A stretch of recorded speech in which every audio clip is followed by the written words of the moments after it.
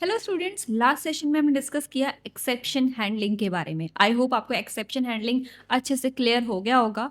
आज के सेशन में हम डिस्कस करने वाले हैं सिंक्रोनस एंड एसिंक्रोनस जावास्क्रिप्ट के बारे में। ये मोस्ट इंपॉर्टेंट टॉपिक है जावास्क्रिप्ट का, सो इसे बहुत ध्यान से पढ़ना। अब सबसे पहले हम डिस्कस करेंगे सिंक्रोनस का मतलब क्या होता है। ओके, सिंक्रोनस का मतलब ये होता है कि कोई भी चीज़ सिंक में चल रही है। दैट मीन्स यहाँ पे आपका जो कोड है वो लाइन बाय लाइन एग्जीक्यूट होता है, उसे हम क्या बोलते हैं, सिंक्रोनस बोलते हैं। अब हमें ये पता है कि जो जावास्क्रिप्ट है वो single threaded and synchronous language है। सिंगल थ्रेडेड एंड सिंक्रोनस का मतलब ये है कि जावास्क्रिप्ट इंजन एक टाइम पे सिर्फ एक ही काम करेगा। जब भी हमारी जावास्क्रिप्ट की फाइल ब्राउजर में लोड होती है तो हमारा कोड किस तरीके से एग्जीक्यूट होता है, line by line. That means एक टाइम पे सिर्फ एक ही लाइन एग्जीक्यूट होती है हमारे ब्राउजर के अंदर, एंड देन जो हमारा इंटरप्रेटर है वो नेक्स्ट लाइन पे मूव करता है और नेक्स्ट लाइन का कोड एग्जीक्यूट करता है। अब हम यहाँ पे एक एग्जांपल देखते हैं सिंक्रोनस जावास्क्रिप्ट का, एंड देन समझेंगे कि वो जो कोड है वो किस तरीके से वर्क कर रहा है बिहाइंड द सीन हमारे ब्राउजर के अंदर। और यहाँ पे हम एक टर्म के बारे में जानेंगे, दैट इज कॉल स्टैक। तो चलिए चलते हैं अपने वीएस कोड की तरफ और एक कोड लिखते हैं यहाँ पे, सिंक्रोनस कोड।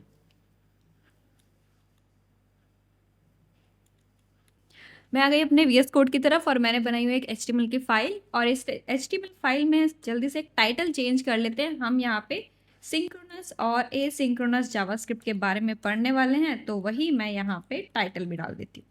ठीक है, हमने टाइटल भी डाल दिया कि हम ये पढ़ने वाले हैं। अब हमें करना क्या है, सबसे पहले हमें देखना है कि हमारा सिंक्रोनस कोड किस तरीके से वर्क करता है। हमारे पास अगर एक कोड है तो वो वर्क कैसे करता है, क्योंकि अभी तक हमने जितना भी कोड देखा है वो सारा सिंक्रोनस था।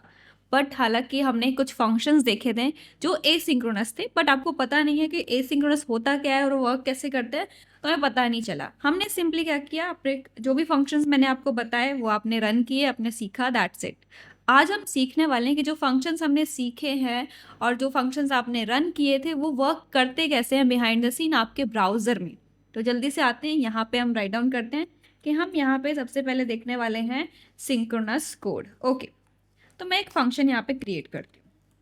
मैंने एक फंक्शन क्रिएट किया जिसका नाम था फन। ओके, एंड देन मैंने यहाँ पे लिखा कि जो फन फंक्शन है इसका काम होगा यहाँ पे एक मैसेज को लॉक करना, और इस मैसेज को लॉक करेगा ये स्टार्ट कोड।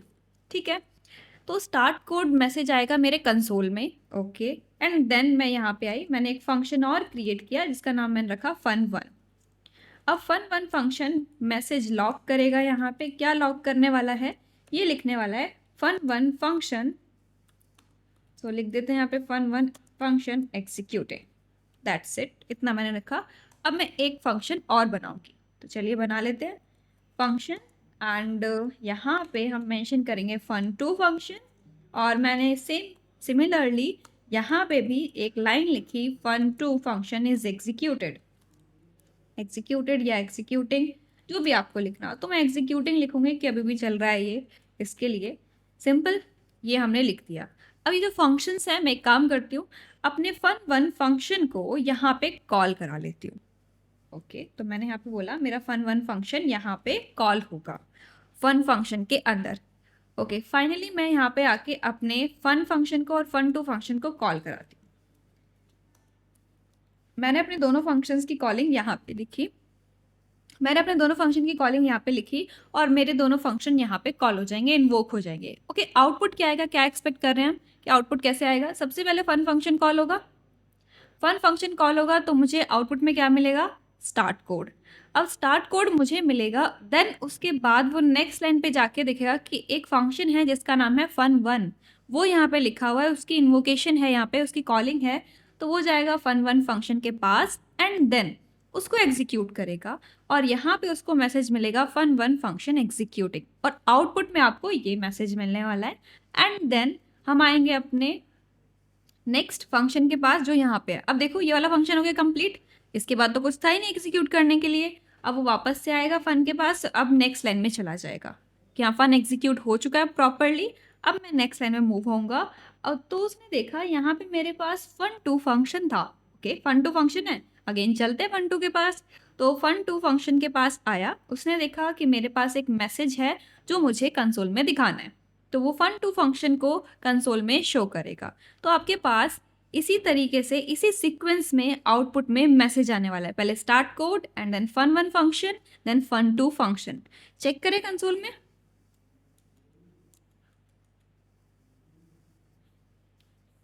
मैं आ गई अपने आउटपुट की तरफ, कंसोल ओपन कर लेते हैं।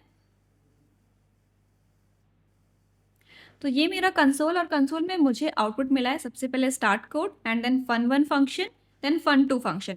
मतलब सीक्वेंस मुझे प्रॉपर मिला है, जैसे सीक्वेंस मुझे चाहिए था एज इट इज़ मेरे पास आया है। अब थोड़ा सा चेंज करते हैं अपने कोड में।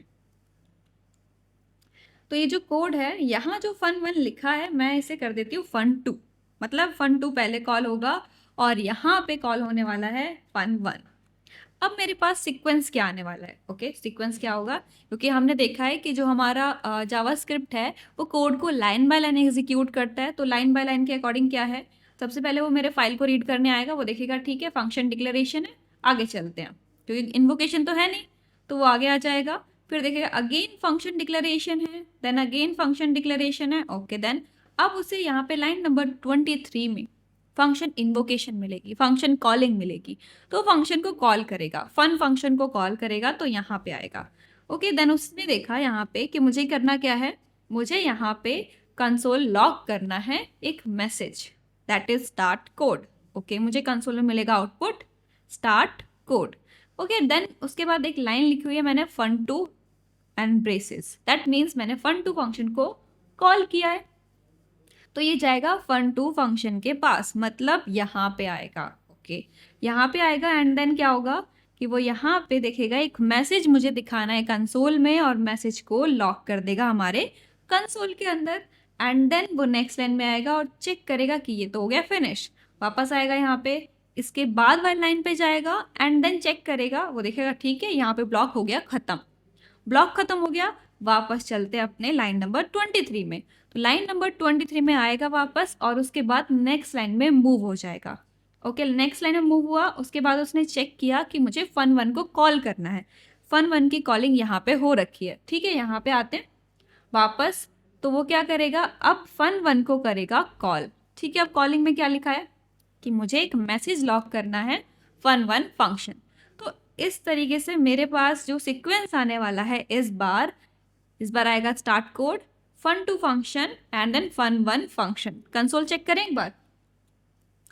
तो मैं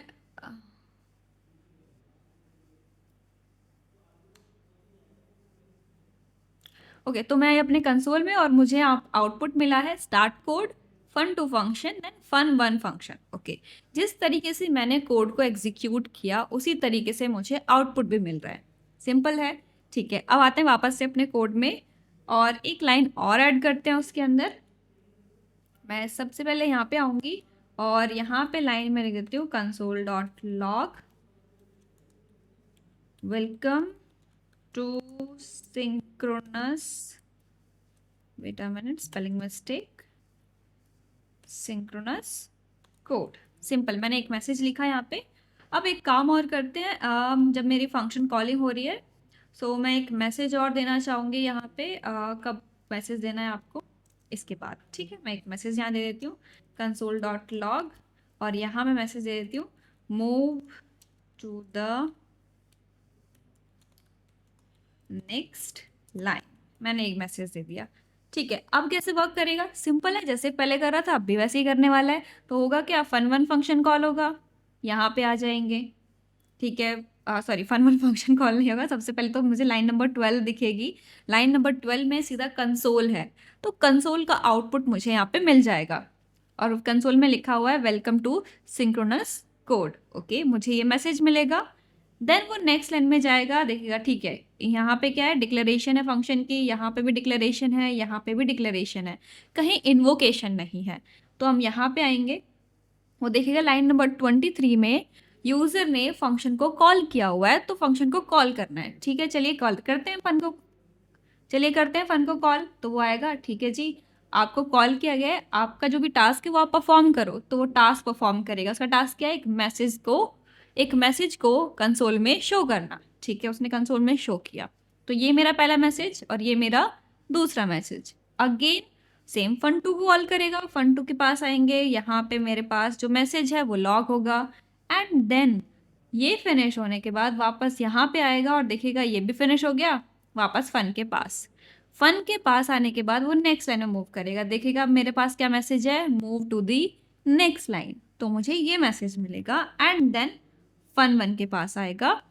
अब fun1 के पास दोबारा से आया, यहाँ सर दोबारा से तो नहीं आया, पहली बार ही आया, fun1 के पास आया एंड देन fun1 को कॉल करेगा। यहाँ पे आके हमारा जो फंक्शन है, फंक्शन कॉलिंग है, वो पूरी प्रोसेस फंक्शन कॉलिंग है, ये पूरा प्रोसेस कंप्लीट हो चुका होगा। मेरे सारे फंक्शन कॉल हो गए, मेरे सारे console.log स्टेटमेंट लॉग हो चुकी है मेरे कंसोल में। ओके, मैं आपको एक बार आउटपुट शो कर देती हूँ एंड देन हम डिस्कस करेंगे ये जो प्रोसेसिंग मैंने समझाई है आपको, ये चल किसकी हेल्प से रही है। ओके, यहाँ पे आते हैं। तो मैं अपने कंसोल में मैंने देखा, पहले आया welcome to synchronous code, then start code and then fun2 function executing, then move to the next line and then fun1 function executing. तो जैसे जैसे कोड लिख रहे हैं वैसे वैसे एग्जीक्यूट हो रहा है। यही तो मैंने स्टार्टिंग में बोला था कि जावास्क्रिप्ट क्या है, सिंक्रोनस लैंग्वेज है, वो कोड को लाइन बाय लाइन एग्जीक्यूट करती है और एक बार में सिर्फ एक ही लाइन एग्जीक्यूट होती है आपके जावास्क्रिप्ट में। ओके, तो इसके पीछे का जो एग्जीक्यूशन है वो होता किसकी हेल्प से है, वो होता है कॉल स्टैक की हेल्प से। अब ये कॉल स्टैक क्या है, ये जो वर्ड मैंने बोला कॉल स्टैक, तो इस कॉल स्टैक को समझते हैं। सबसे पहले इसकी एक डेफिनेशन देखते हैं कि कॉल स्टैक है क्या एंड देन यहाँ पे हम ग्राफिकली इसे देखेंगे कि उसकी वर्किंग क्या है, ये पूरा का पूरा कोड कैसे वर्क करता है। सो मैंने यहाँ पे अब कुछ थ्योरी राइट डाउन की है, उस थ्योरी को पढ़ते हैं एंड देन कॉल स्टैक की तरफ मूव करते हैं। ओके, सबसे पहले JavaScript synchronous and single threaded programming language है, ये फर्स्ट लाइन मैंने लिखी है। जैसे अभी तक मैं आप बोलती आ रही हूँ कि जावास्क्रिप्ट क्या है, सिंक्रोनस है और सिंगल थ्रेडेड लैंग्वेज है, क्योंकि ये एक बार में एक कोड रन होता है इसके अंदर। क्योंकि ये क्या करता है, एक बार में सिर्फ एक कोड को रन करता है। ठीक है, अब आगे क्या लिखा है, it means that when any script gets executed then JS engine executes the code line by line। जैसे मैंने आपको बात बोली कि जब भी कोई भी स्क्रिप्ट आएगी, तो जब भी ये किसी भी स्क्रिप्ट को एग्जीक्यूट करता है तो हमारा JS इंजन कोड को लाइन बाय लाइन एग्जीक्यूट करता है। अब कैसे, टॉप से बॉटम की तरफ, जो आपने सबसे पहले कोड लिखा है पहले वो एग्जीक्यूट होगा एंड देन हम डाउन वाले कोड को, बॉटम वाले कोड को रन करेंगे। तो उसके बाद एक लाइन लिखी है यहाँ पे, so the JavaScript engine has only one call stack. ये जो पूरी हमने कहानी पढ़ी उससे रिलेटेड ये एक वर्ड आया कॉल स्टैक, तो वो क्या बोल रहा है कि जावास्क्रिप्ट इंजन के पास क्या है, सिर्फ एक कॉल स्टैक है, एक ही कॉल स्टैक है and it can do only one thing at a time. और ये जो कॉल स्टैक है ये सिर्फ एक बार में एक ही काम कर सकता है। ठीक है, ये इतनी बार कॉल स्टैक बोल दिया, मैंने भी बोल दिया, इस डेफिनेशन में भी आ गया, तो है क्या आखिर ये। चलिए अब कॉल स्टैक ही देख लेते हैं। कॉल स्टैक की डेफिनेशन सबसे पहले पढ़ते हैं एंड देन इसकी वर्किंग देखते हैं। कॉल स्टैक क्या है, चलिए यहाँ पे आते हैं। JavaScript uses a call stack to track the functions in a program. The call stack works on the last in first out principle। Okay, सबसे पहले तो फर्स्ट लाइन में लिखा क्या है वो पढ़ लेते हैं। वो बोला ही इसे, जो जावास्क्रिप्ट है कॉल स्टैक का यूज़ करता क्यों है, फंक्शंस का ट्रैक रखने के लिए, ये देखने के लिए कि अभी कौन सा फंक्शन चल रहा है और कौन सा ख़त्म हुआ था। ठीक है, अब ये जो कॉल स्टैक है वो किस पे वर्क करता है, लीफो प्रिंसिपल पे वर्क करता है। अभी लीफो प्रिंसिपल क्या है, last in first out, that means जो सबसे लास्ट में आया है वो पहले जाएगा। स्टैक होता है ना, सपोज आप किसी पार्टी में गए तो क्या होता है, एक के ऊपर एक प्लेट्स रखी होती हैं, तो सबसे पहले वाली प्लेट जो होती है सबसे टॉप पे आप उसको निकालते हो, ना कि आप कहीं बीच में से निकालने लगते हो या सबसे लास्ट में से। अब ये मत बोलना कि आप कहीं बीच में से निकालते हो, जो भी जाता है वो सबसे टॉप वाली प्लेट को निकालता है। दैट मीन्स जो सबसे लास्ट में रखी गई प्लेट है हम उसे सबसे पहले निकालते हैं, तो वो आपका स्टैक कहलाता है। तो यहाँ पे भी वही है कि जो सबसे लास्ट में आएगा कोड वो सबसे पहले एग्जीक्यूट होगा कॉल स्टैक के अंदर। ओके, चलो देखते हैं कि ये ऐसा बोल क्यों रहा है, क्यों है ये सारी चीज़ें। अब यहाँ पे एक चीज़ और लिखी हुई है, this means that most recently called function will be the first to be completed. Okay, so इन्होंने बोला कि जो यहाँ पे मोस्ट रिसेंटली कॉल्ड फंक्शन होगा वो पहले एग्जीक्यूट किया जाएगा। देन उन्होंने बोला यहाँ पे whenever function is called a new frame is added to the top of the stack. जब भी कोई फंक्शन कॉल होता है हमारे कोड के अंदर तो कॉल स्टैक के अंदर एक फ्रेम ऐड कर दिया जाता है। ओके, ये हमने समझ लिया कि ये लीफ ऑफ प्रिंसिपल वर्क करता है और जो सबसे लास्ट में आता है वो पहले एग्जीक्यूट होता है और वही बाहर जाता है, और जब भी एक फंक्शन कॉल होता है तो वो स्टैक के टॉप पे जाता है। चलिए अब इस चीज़ को समझते हैं कि इतनी सारी थ्योरी तो पढ़ ली, लेकिन इसका मतलब क्या है, थोड़ा थोड़ा समझ आया, थोड़ा थोड़ा नहीं भी आया। तो चलिए आते हैं। मैंने यहाँ पे कोड लिखा हुआ है, इस कोड को हम समझेंगे और एक कॉल स्टैक की इस कोड को हम समझेंगे कॉल स्टैक की हेल्प से। कॉल स्टैक क्या है, अभी हमने देखा कि कॉल स्टैक में क्या होते हैं। कॉल स्टैक में सारे फंक्शन आते हैं वन बाय वन, जो एग्जीक्यूट होता है वो कॉल स्टैक में रहता है, अपने एग्जीक्यूशन फिनिश होने के बाद वो बाहर चले जाता है। तो बेसिकली कॉल स्टैक क्या है, एक लिस्ट है जिसके अंदर आपका कोड आता है, आपके फंक्शंस आते हैं वन बाय वन। अब यहाँ पे देखो आपके पास क्या है, एक फंक्शन है फन। तो ये फन फंक्शन ये क्या करेगा, स्टार्ट लॉक करेगा कंसोल में एंड देन एक फन वन फंक्शन को कॉल कराएगा। ठीक है, फन वन फंक्शन यहाँ बना रखा है मैंने, जिसके अंदर लिखा हुआ है कि फन वन फंक्शन एग्जीक्यूटिंग। ठीक है, एंड देन उसके बाद मेरे पास है फन टू फंक्शन, वो भी सेम फंक्शन, वो भी सेम मैसेज लॉक करा रहा है कंसोल में। ओके ठीक है, ये तो डिक्लेरेशन की बात हो गई कि ये भी डिक्लेयर हो गया, ये भी हो गया, ये भी हो गया। अब बात करते हैं इन्वोकेशन की। तो सबसे पहले मेरा फन फंक्शन इन्वोक होगा and then fun two invoke होगा। ओके, अब देखो जब भी आपकी एक स्क्रिप्ट फाइल मतलब जावास्क्रिप्ट फाइल आपके ब्राउजर में लोड होती है तो एक मेन फंक्शन सबसे पहले कॉल स्टैक में जाता है। तो यहाँ पे ये जो मैंने बॉक्स बनाया हुआ है ये क्या है, आपका कॉल स्टैक। ठीक है, लिख लेते हैं क्या है हमारा ये कॉल स्टैक। ठीक है, राइटिंग में मत जाना, ये थोड़ा सा गंदा लिखा हुआ है, बस आप समझ गए ना, कॉल स्टैक है ये हमारा। अब आगे आते हैं। तो यहाँ पे मैंने मेन फंक्शन लिखा हुआ है इसके अंदर कि ये मेरा मेन फंक्शन है। ओके, उसके साथ मैंने GEC भी लिखा है, इसका मतलब क्या है वो मैं आपको बाद में समझाऊंगी। अभी ये मान लेते हैं कि जैसे ही मेरा जावास्क्रिप्ट का कोड ब्राउज़र में लोड होता है, मेरी स्क्रिप्ट फाइल लोड होती है मेरी स्क्रिप्ट फाइल लोड होती है ब्राउज़र में, तो यहाँ पे हमारा मेन फंक्शन कॉल स्टैक में आ जाता है, ये हमारा कॉल स्टैक है। ओके, अब क्या होगा, जब ये फाइल एग्जीक्यूट होगी तो सबसे पहले क्या होने वाला है, जब ये फाइल एग्जीक्यूट होगी तो सबसे पहले ये मेरा फंक्शन कॉल होगा, फन फंक्शन। ओके, तो ये क्या होगा, ये इसके अंदर आ जाएगा हमारा फन फंक्शन। चलिए आते हैं, फन फंक्शन को इसके अंदर डाल देते हैं। मैंने डाल दिया फन फंक्शन, क्यों डाला, क्या ये पहले वाली चीज़ें नहीं देखेगा, वो देखेगा। तो क्या होगा कि वो अपने फाइल में आएगा, स्क्रिप्ट फाइल में वो आएगा, स्क्रिप्ट फाइल में चेक करेगा कि हाँ यहाँ पे क्या है, एक फंक्शन डिक्लेरेशन है। ठीक है, आगे चलते हैं, डिक्लेरेशन है, हमें काम नहीं करना है। देन देखेगा फन वन अगेन डिक्लेरेशन है, ठीक है हमें आगे नहीं करना, हमें कुछ काम नहीं करना, आगे चलते हैं। देखिएगा फन टू डिक्लेरेशन है, ठीक है हमें काम नहीं करना, आगे चलते हैं। फिर वो आएगा इस लाइन पे, वो देखेगा कि फन फंक्शन को कॉल किया गया है, इन्वोक किया गया है, मतलब मुझे अब काम करना स्टार्ट करना है।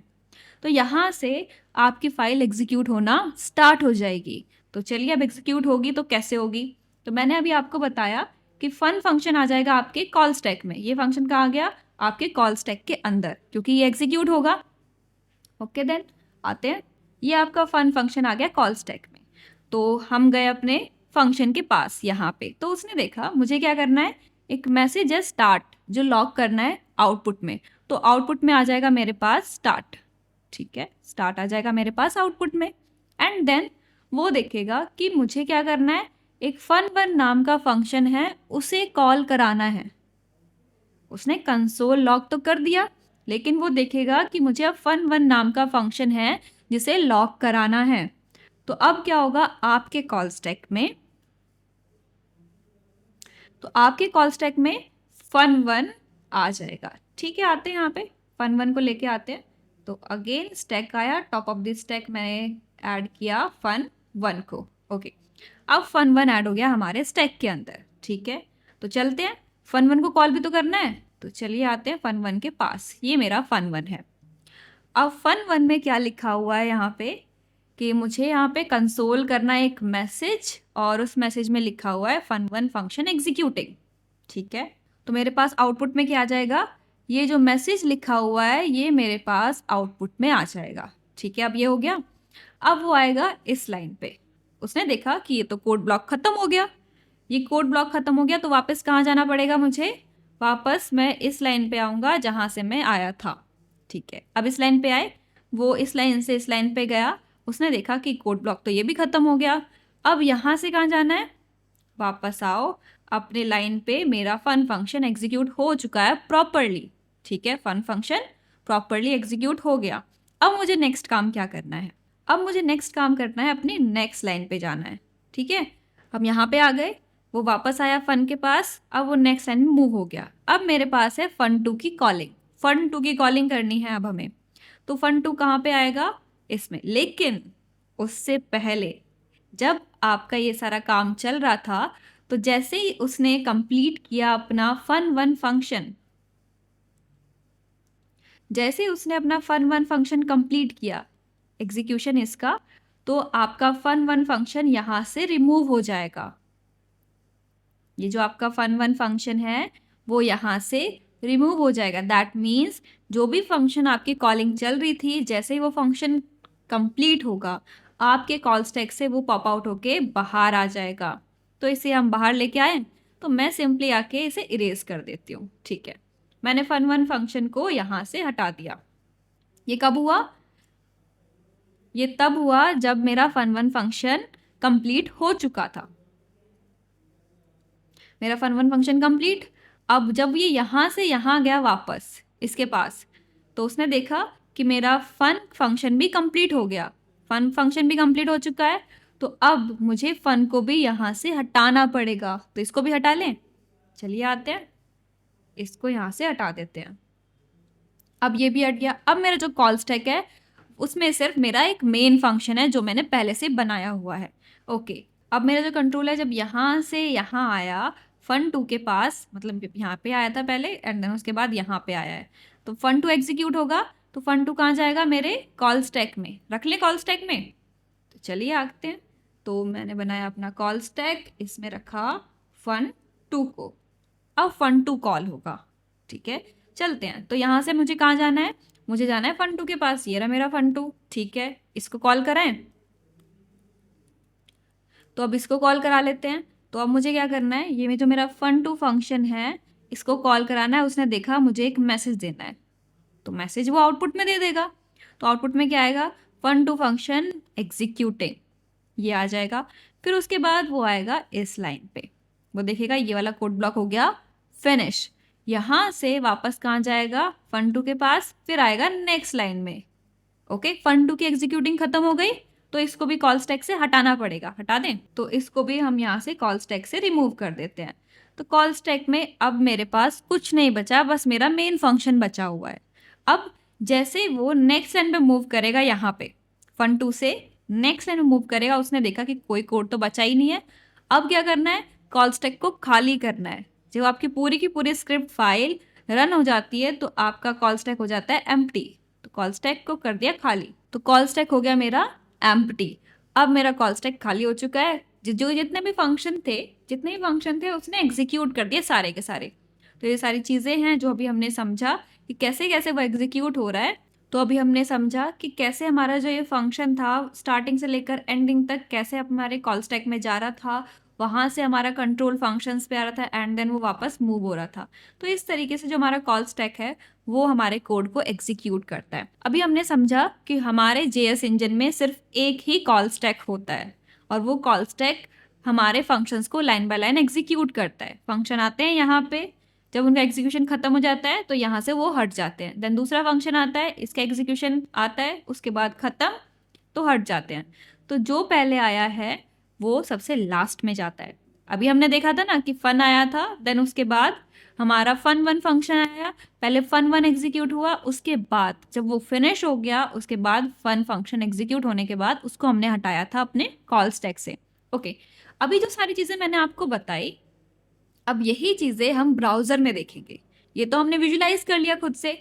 अब मैं यही सेम चीज़ें आपको ब्राउज़र में दिखाती हूँ कि कैसे कैसे एग्जीक्यूट कर रहा है और कॉल स्टैक होता कहाँ पे है ब्राउज़र के अंदर। चलिए चलते हैं ब्राउज़र की तरफ। तो मैं आ गई अपने ब्राउज़र पे और यहाँ मैंने कंसोल ओपन किया है। अब चलते हैं सोर्सेज में। तो मैं सिर्फ आपको यहाँ पे ये शो कर रही हूँ कि जो आपका कॉल स्टैक है वो होता कहाँ पे है। तो सोर्सेज में मेरे पास मेरी पूरी जावास्क्रिप्ट फाइल यहाँ नज़र आ रही है मुझे। HTML फाइल, जावास्क्रिप्ट फाइल नहीं, क्योंकि मैंने HTML के अंदर कोड लिखा है जावास्क्रिप्ट का। तो यहाँ पे देखो आपके पास कुछ चीज़ें हैं, इसको मैं थोड़ा और बड़ा कर देती हूँ। देखो यहाँ पे दिख रहा है कॉल स्टैक। अभी कॉल स्टैक के अंदर कुछ भी नहीं है, मैं इसे क्लोज कर देती हूँ। कॉल स्टैक ओपन करने पे मुझे कुछ भी नहीं दिख रहा। इसी कॉल स्टैक में बारी बारी आपका कोड आता है और वो एग्जीक्यूट होता है। चलिए कोड को एग्जीक्यूट करते हैं। मैं यहाँ पे एक चीज़ यूज़ करूँगी, दैट इज़ डीबगर। डीबगर क्या करता है, हमारे कोड को, कोड एग्जीक्यूशन को पॉज कर देता है। ओके, जिस लाइन पे भी मैं अपना डीबगर पुट करूँगी उस लाइन पे वो स्टॉप हो जाएगा, आगे कोड को एग्जीक्यूट नहीं करेगा। तो मुझे भी वही करना है, चलिए आते हैं। सो मैं इसे बोलती हूँ यहाँ से स्टार्ट करना है डिबग करना। ओके, मैंने यहाँ पे डिबगर पुट किया, क्लिक किया, दैट मीन्स डिबगर पुट हो चुका है। अभी कॉल स्टैक खाली है। यहाँ पे मुझे ये लाइन दिख रही है कि कौन सी लाइन एग्जीक्यूट होने वाली है। यहाँ पे मैंने पॉज किया है, इसे रिफ्रेश करते हैं। ओके, डीबगर यहाँ पे आ चुका है। मेरा जो कोड एग्जीक्यूशन है वो पॉज हो चुका है, इसलिए मुझे यहाँ पे शो कर रहा है कि जो आपका ब्रेक पॉइंट था, जो आपने डीबगर की हेल्प से सेट किया है, वो पॉज है। ओके, अब कॉल स्टैक में देखो यहाँ पे क्या आ रखा है। कॉल स्टैक में देखो यहाँ पे क्या आ रखा है, एनोनिमस। ओके, अब मुझे यहाँ पे देखो एक फाइल का नेम है, जिस फाइल के अंदर मैंने कोड किया वो फाइल का नेम है। मुझे यहाँ दिख रहा है लाइन नंबर 27, दैट मीन्स मेरी एक लाइन, ये जो लाइन है। अब मुझे क्या करना है, वन बाय वन आगे चलना है। तो कॉल स्टैक में अभी क्या है, मेरी जो लाइन है ना console.log, वो आई है लाइन नंबर 27। अब मैं वन बाय वन आगे चलती हूँ। तो मेरे पास यहाँ पे ये ऑप्शन है जिसके थ्रू मैं वन बाय वन आगे जा सकती हूँ। तो मैंने इस पर क्लिक किया। क्लिक करते ही अब जो मेरा एग्जीक्यूशन है वो कहाँ पे आया है, फन के कॉलिंग पे, फन फंक्शन के कॉलिंग पे आ चुका है। ओके, फन फंक्शन के कॉलिंग पे आ चुका है, दैट मीन्स लाइन नंबर 38। अभी भी मुझे एनएमएस दिख रहा है। अब मैं नेक्स्ट पे आती हूँ। अब देखो जैसे ही मैं आई तो वो कहाँ आ चुका है, अब लाइन नंबर 29। और मुझे शो कर रहा है कि एक फंक्शन है फन, जिसका नाम है, जिसका नाम नहीं रखा हमने उसका नाम एनोनिमस आता है यहाँ पे। जिसका नाम नहीं रखा हमने उसका नाम आता है एनोनिमस। लेकिन जिसका नाम रखा है, फंक्शंस के नाम होते हैं, तो उसका नाम आ गया। ठीक है, अब मैं नेक्स्ट स्टेप पे जाती हूँ। ध्यान रखना कॉल स्टैक में भी फन है। तो मैं नेक्स्ट स्टेप पे, वो आया है यहाँ पे। ओके, लाइन नंबर 30 पे। तो अभी वो मुझे दिखा रहा है कि फन के अंदर कहाँ पे है वो, एक मिनट, फन के अंदर कहाँ पे है, लाइन नंबर 30। अब मैं नेक्स्ट स्टेप पे आती हूँ। अब यहाँ पे देखो, अब वो जैसे ही फन 2 के अंदर आया, कॉल स्टैक में फन 2 की एंट्री हो चुकी है। कॉल स्टैक में फन 2 की एंट्री हो चुकी है, दैट मीन्स अब फन 2 एग्जीक्यूट होगा। लाइन नंबर मुझे शो कर रहा है 36। और अभी यहाँ पे देखो मेरे पास लाइन नंबर 38 भी है, 30 भी है, क्योंकि इनकी एग्जीक्यूशन अभी फिनिश नहीं हुई है। अब फन 2 पे आ गए हम, नेक्स्ट स्टेप पे आते हैं। नेक्स्ट स्टेप तो वो है लाइन नंबर 37 पे। देखो फन 2 में कहाँ पे है वो, अभी लाइन नंबर 37। ठीक है, इसको एग्जीक्यूट करेगा। नेक्स्ट स्टेप पे आते हैं। अब जैसे वो वहाँ से आया वापस, कहाँ पे आया, फन के पास, ये दिख रहा है, फन के पास आया लाइन नंबर 31 में। और मुझे ये यहाँ पे जो फन 2 था वो यहाँ से चला गया, वो मुझे दिख नहीं रहा है। क्यों, क्योंकि उसका एग्जीक्यूशन खत्म हो गया, उसका काम खत्म हो गया, वो चला गया, बोल रहा है यार ठीक है मेरा काम खत्म हो चुका है, मैं तो जा रहा हूँ। काम खत्म होगा तो क्यों ही रुकेगा वो चला गया। अब यहाँ पे मुझे क्या मिल रहा है, अब मुझे मिल रहा है फन फंक्शन, जिसका एग्जीक्यूशन अभी कंप्लीट नहीं हुआ है। तो हम लाइन नंबर 30 पे थे। अब नेक्स्ट स्टेप पे आते हैं। मैं नेक्स्ट स्टेप पे, अब मेरा फन भी चला गया, यहाँ से फन जा चुका है। अब मैं कौन से लाइन पे हूँ, लाइन नंबर 39 पे। 39 में मेरा कंसोल लॉग है। ठीक है, कंसोल लॉग था। अब नेक्स्ट स्टेप पे आते हैं। तो ये भी हो गया एग्जीक्यूट, ये भी जा चुका है हमारे कॉल स्टैक से। अब मुझे मिल रहा है line number 40। Okay, line number 40 मुझे मिल रहा है। एग्जीक्यूट करते हैं। एग्जीक्यूट करने के बाद हम आ गए फन 1 के अंदर। जैसे जैसे जिसका भी काम कंप्लीट हो रहा है वो मेरे कॉल स्टैक से बाहर जाता जा रहा है। अब हम फन 1 में हैं, तो फन 1 का काम यहाँ पे लाइन नंबर 13 में है। लाइन नंबर 13 का मैसेज प्रिंट करना है। नेक्स्ट स्टेप पे आते हैं। नेक्स्ट स्टेप पे आए लाइन नंबर 34 पे। अब जैसे ही मैं नेक्स्ट स्टेप पे जाऊंगी वो यहाँ से बाहर चला जाएगा। Line number 34 complete. अब यहाँ पे देखो कंप्लीट लाइन नंबर 41 पे। अब मैं एक स्टेप और करती हूँ और यहाँ से ये ख़त्म। जो भी कोड मैंने लिखा था वो सारा कोड हो गया फिनिश। तो चलिए अब आगे चलते हैं। आई होप आपको ये सारी चीज़ें क्लियर हो गई होंगी, किस तरीके से कॉल स्टैक वर्क कर रहा है। वन बाय वन मेरा फंक्शन इसके अंदर आ रहा है। कंसोल लॉग में सारे आउटपुट हमारे पास आ चुके हैं। तो ये था हमारा कॉल स्टैक जो बिहाइंड द सीन वर्क करता है, हमारे फंक्शंस को एग्जीक्यूट करता है वन बाय वन। जिस भी फंक्शन का काम खत्म वो यहाँ से कॉल स्टैक से पॉप आउट हो जाता है। तो ये था आपका कॉल स्टैक जो आज हमने समझा और सिंक्रोनस कोड के बारे में पढ़ा। अब नेक्स्ट सेशन में हम पढ़ेंगे एसिंक्रोनस कोड के बारे में और साथ ही हम यहाँ पढ़ने वाले हैं इवेंट लूप के बारे में, क्योंकि जब भी हम एसिंक्रोनस कोड करते हैं तो इवेंट लूप का नाम ज़रूर आता है। अब ये इवेंट लूप होता क्या है वो तो हम नेक्स्ट सेशन में ही डिस्कस करेंगे। ओके, आई होप आपको ये सारी चीज़ें क्लियर हुई होंगी। वीडियोज़ को आई होप आपको ये सारी चीज़ें क्लियर हुई होंगी। आई होप आपको ये सारी चीज़ें क्लियर हुई होंगी। तो आज के लिए बस इतना ही। मिलते हैं अपनी नेक्स्ट वीडियो में। तब तक के लिए keep practicing and keep exploring.